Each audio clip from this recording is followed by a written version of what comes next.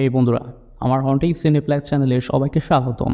আজকের এই ভিডিওতে আমি 2024 সালে রিলিজ হওয়া হলিউডের সুপার ন্যাচারাল হরর ট্যারো নামের মুভিটি এক্সপ্লেন করতে চলেছি। বিশেষ করে নিকোলাস অ্যাডামের হরোস্কোপ নোবেলের উপর ভিত্তি করে পরিচালক অ্যানা হ্যালব্যাক এবং স্পেন্সার কোহেন এই মুভিটি তৈরি করেছেন। তবে আর বেশি দেরি না করে আজকের মুভি এক্সপ্লেনেশনটি শুরু করি। মুভির শুরুতে আমরা 7 জন বন্ধুর একটি গ্রুপকে দেখি, যেখানে আমরা এই গ্রুপের সদস্যদের সাথে পরিচিত হই। তাদের নাম হলো হেইলি এবং তার boyfriend grant, Paxton, Lucas, Madeline, page এবং তার গার্লফ্রেন্ড অ্যালিস। আজকে অ্যালিসের বার্থডে হওয়ার কারণে তার সকলে ক্যাটস্কিলের একটি ম্যানশন বুক করে নেয়, যাতে সকলে তাদের ফ্রেন্ড অ্যালিসের বার্থডে আনন্দের সাথে সেলিব্রেট করতে পারে। এই সময় তারা ড্রিঙ্ক এবং ছোটোখাটো খেলার মাধ্যমে একে অপরের সাথে মজা করে যাচ্ছিল। তারপর তারা সকলে অ্যালিসের জন্য বুক করা ম্যানশনের ভেতরে প্রবেশ করে। সেখানে তারা একটি দরজার ওপরে কিপ আউট লেখা অবস্থায় দেখতে পায়, কিন্তু তারা কেউ বিষয়টিকে তেমন গুরুত্ব না দিয়ে কৌতূহলবশে সেই দরজার লক খুলে ফেলে। এই দরজাটির মাধ্যমে তারা ম্যানশনের বেসমেন্টে চলে আসে। সেখানে অনেক পুরনো জিনিসপত্র রাখা হয়েছিল। এ সময় প্যাক্সটন কাঠের একটি বাক্সে বহু বছরের পুরনো ট্যারো কার্ড খুঁজে পায়, যেটি দেখতে বেশ অদ্ভুত ধরনের ছিল। 7 জন বন্ধুর মধ্যে হেইলি ট্যারো কার্ড রিড করতে পারত, তাই সকলে হেইলিকে তাদের হরোস্কোপ জানাতে বলে। হেইলি সকলকে জানায় ট্যারো কার্ডের বেসিক নিয়ম হলো কখনো অন্যজনের ট্যারো কার্ডের ওডেক্স ট্যারো রিডিংয়ে ব্যবহার করা যাবে না। যেহেতু আজকে এলিসের বার্থডে ছিল, এর জন্য হেইলি এলিসের কথায় ট্যারো রিডিংয়ের জন্য রাজি হয়ে যায়। প্রথমে এলিসের কার্ড আসে, যেটি ছিল হাই প্রিস্টের। এরপর বাকি বন্ধুদের মধ্যে মেডিলিনের, যার কিনা হ্যাংম্যানের কার্ড আসে। মেডিলিনের পরে পেইজের কার্ড আসে, এটি ছিল দ্য ম্যাজিশিয়ানের। তারপর প্যাক্সটনের পুল কার্ড আসে। প্যাক্সটনের পরে লুকাসের কার্ড রিলেট করা হয়, যেটি ছিল দ্য হারমিনের। অবশেষে গ্র্যান্ড তার ট্যারো কার্ড হেইলিকে রিড করতে বলে। এখানে গ্র্যান্ডের, যার কিনা ডেভিল কার্ড এসেছিল। এক সময় হেইলি গ্র্যান্ডের কার্ডটি রিড করে জানায় যে সে খুব দ্রুত তার জীবনে গুরুত্বপূর্ণ কোনো কিছু হারিয়ে ফেলবে, এমনকি গ্র্যান্ডকে স্যাক্রিফাইস পর্যন্ত করতে হবে। এসব শুনে গ্র্যান্ড বেশ রেগে গিয়ে হেইলিকে বলে, তুমি সকলের পার্সোনাল সমস্যার জন্য ভুলভাবে কার্ড রিড করছো। তোমার যদি এতটাই কার্ড রিড করার ইচ্ছা থাকে, তাহলে নিজের কার্ড রিড করে দেখো। এটি শুনে হেইলি মনে বেশ কষ্ট পায়। গ্র্যান্ডে চলে যাওয়ার পরে হেইলি তার নিজের কার্ডটি ড্র করে দেখে, এটি ছিল ডেথ কার্ড। পরদিন সকালে লুকাসকে দেখা যায় আশ্চর্যজনকভাবে সে একটি স্ক্র্যাচ কার্ডে $700 জিতে গিয়েছে। এ কারণে লুকাস বেশ খুশি হয়ে যায়। তোমাদেরকে জানিয়ে রাখি যে আগের দিন রাতে হেইলি লুকাসের হরোস্কোপ রিড করে বলেছিল খুব তাড়াতাড়ি লুকাসের আর্থিক জীবনে আয় হবে। এর মানে হেইলি ট্যারো কার্ড রিডিং আসলে সত্য হয়ে যাচ্ছিল, কিন্তু কেউ বিষয়টিকে গুরুত্ব দেয় না। রাতের বেলা অ্যালিস তার বাড়িতে একা থাকার সময় আমরা কিছু প্যারানর্মাল অ্যাক্টিভিটি শুরু হতে দেখি। অ্যালিস তখন চেক করার সময় তার হাই প্রিস্টের ট্যারো কার্ডকে অ্যাটিকের উপরে পড়ে থাকতে দেখতে পায়। এ সময় আসল হাই প্রিস্ট সেখানে চলে এসে অ্যালিসের ওপর অ্যাটাক করার চেষ্টা করে। এতে অ্যালিস অ্যাটিকের নিচে পড়ে যায়। তখন আসল হাই প্রিস্টটি অ্যাটিকের সিঁড়ির মাধ্যমে নেমে এসে অ্যালিসকে অ্যাটাক করে মেরে ফেলে। হেইলি সহ সকলে অ্যালিসের মৃত্যুকে একটি অ্যাক্সিডেন্ট মনে করে। তারপর হেইলি পেইজকে তার জীবনের অতীতের শকিং কিছু কথা বলে। জানা যায় যে হেইলি যখন ছোট ছিল, তার মা হঠাৎ অসুস্থ হয়ে পড়েছিল, যেখানে কোনোভাবেই হেইলির মায়ের সুস্থ হওয়ার কোনো পসিবিলিটি ছিল না।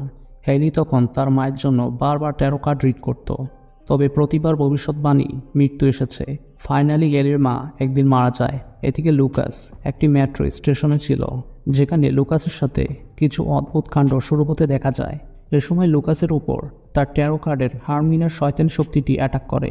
লুকাস তখন বাঁচার জন্য পালিয়ে রেস্ট্রিক্টেড এরিয়াতে ঢুকে পড়ে, কিন্তু হারমিন লুকাসের পিছু করে তার সামনে পড়ে যায়।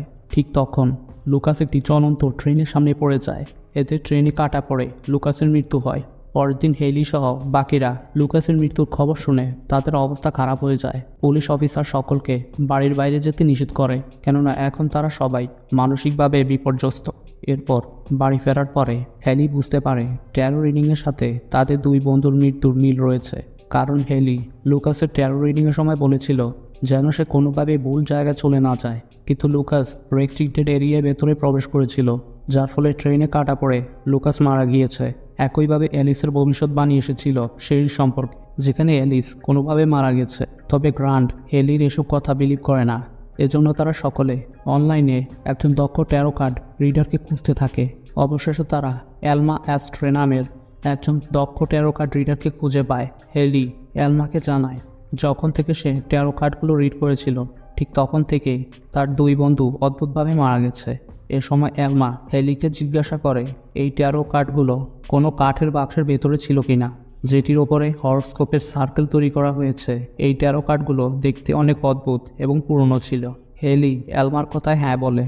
তখন এলমা সকলকে জানায় 1951 সালে মস্কো শহরে 6 জন মানুষ মারা গিয়েছিল, যেখানে মৃত্যুর একদিন আগে এই ট্যারো কার্ডগুলো দিয়ে 6 জন মানুষ ট্যারো রিডিং করেছিল। এরপর 1969 সালে 8 জন মানুষ মারা গেছে, যারা মৃত্যুর 3 দিন আগে একই ট্যারো কার্ডগুলো দিয়ে ট্যারো রিড করেছিল। লন্ডনে 1989 সালে 5 জন ফ্রেন্ড এই ট্যারো কার্ড দিয়ে হরোস্কোপ রিড করেছে। অবশেষে তাদের মধ্যে একজন মেয়ে জীবিত আছে, আর সেই মেয়েটি অন্য কেউ নয়, এলমা নিজেই ছিল। কারণ এলমা সেই দিন নিজের জন্য ট্যারো কার্ড ড্র করেনি। এলমা সব কিছু বুঝতে পেরে এই ট্যারো কার্ডগুলো নষ্ট করে দেওয়ার চেষ্টা করেছিল, তবে অদ্ভুতভাবে ট্যারো কার্ডগুলো অদৃশ্য হয়ে যায়, যার ফলে তখন থেকে আজ পর্যন্ত এলমা সেই ট্যারো কার্ডগুলো খুঁজেই যাচ্ছিল। হেলি তখন এলমাকে জানায় বর্তমানে ট্যারো কার্ডগুলো তাদের ভাড়া করা ম্যানশনের ভেতরে রয়েছে। এলমা হেলিকে বলে যত তাড়াতাড়ি সম্ভব তাদেরকে এই ট্যারো কার্ডগুলো নষ্ট করে দিতে হবে, কেননা তারা যে কোনো সময় এই অভিশপ্ত ট্যারো কার্ডের শিকার হতে পারে। এ সময় এলমা তাদেরকে ট্যারো কার্ডগুলো অভিশপ্ত হওয়ার পেছনে আসল কাহিনীটি বলে দেয়। এখান থেকে আমরা জানতে পারি হাঙ্গেরিতে এক জ্যোতিষী এই ট্যারো কার্ডগুলো ব্যবহার করত। সেই সময় হাঙ্গেরির বার্নানের ওয়াইফ প্রেগনেন্ট ছিল, তাই একদিন অ্যাস্ট্রোলজার বার্নানের জন্য ট্যারো রিড করে ভবিষ্যৎবাণী জানায় যে তার ওয়াইফ এবং বাচ্চা দুজনেই মারা যাবে, যেটি শুনে বার্নান প্রচণ্ড রেগে যায়। এরপর অ্যাস্ট্রোলজার পুনরায় ট্যারো রিড করে, কিন্তু প্রতিবারই একই ভবিষ্যৎবাণী এসেছে, যার ফলে বার্নান জ্যোতিষীকে তার মেয়ে সহ সেখান থেকে চলে যেতে বলে। কিছুদিন পরে দেখা যায় সত্যিই বার্নানের ওয়াইফ এবং তার বাচ্চা দুজনেই মারা গেছে। এতে বার্নান বেশ রেগে গিয়ে অ্যাস্ট্রোলজারের মেয়ের গলায় দড়ি দিয়ে মেয়েটিকে মেরে ফেলে। অ্যাস্ট্রোলজার তখন মেয়ের মৃত্যুর প্রতিশোধ নেওয়ার জন্য কিছু রিচুয়ালের মাধ্যমে ট্যারো কার্ডগুলোকে অভিশপ্ত করে দেয়। তারপর অ্যাস্ট্রোলজার নিজেকে মেরে ফেলে। এই কারণে এই ট্যারো কার্ড দিয়ে যে মানুষটি রিড করবে তার মৃত্যু নিশ্চিত হয়ে যায়। জ্যোতিষীর আত্মা এই অভিশাপের মাধ্যমে বার্নান সহ অনেক ভিকটিমকে মেরে ফেলেছিল। এই শুভ শুনে হেলি সহ সকলে ট্যারো কার্ডগুলোকে তাড়াতাড়ি নষ্ট করার জন্য ম্যানশনের দিকেই যাচ্ছিল, কিন্তু তাদের গাড়িটি হঠাৎ মাঝপথে এসে থেমে যায়, যেখানে হ্যাংম্যান মেডিলিনকে গলায় দড়ি দিয়ে নির্মমভাবে মেরে ফেলে, যেটি দেখে প্যাক্সটন ভয় তার হোস্টেলে পালিয়ে আসে। তবে প্যাক্সটনের সাথেও প্যারানর্মাল অ্যাক্টিভিটি শুরু হয়ে যায়।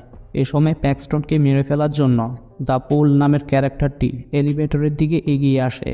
অপরদিকে হেইলি সহ 3 জন বন্ধু ট্যারো কার্ডগুলোকে নষ্ট করার জন্য এলমাকে তাদের ম্যানশনে ডেকে নেয়। এলমা সেখানে এসে কিছু রিচুয়াল করে অ্যাস্ট্রোলজারের শয়তানি আত্মাকে ডেকে আনে, কিন্তু আত্মাটি তাদের সাথে কোনো কথা না বলে এলমার জন্য একটি কার্ড রিড করে। এটি ছিল 6 অফ সর্ডের। ঠিক তখন কিছু একটা এলমাকে অন্ধকার একটি রুমের দিকে টেনে নিয়ে যায়। এরপর হেইলি, পেজ এবং গ্রান্ট কোনো উপায় না পেয়ে পালানোর চেষ্টা করে। এই সময় পেজকে একজন ম্যাজিশিয়ান ভয় দেখাতে থাকে, কারণ পেজের কার্ডটি একজন ম্যাজিশিয়ানের ছিল। পেজ তখন নিজের প্রাণ বাঁচানোর জন্য একটি বাক্সের ভেতরে ঢুকে পড়ে। ম্যাজিশিয়ানটি পেজের পিছু করে বাক্সটিকে 2 ভাগ করে ফেলে।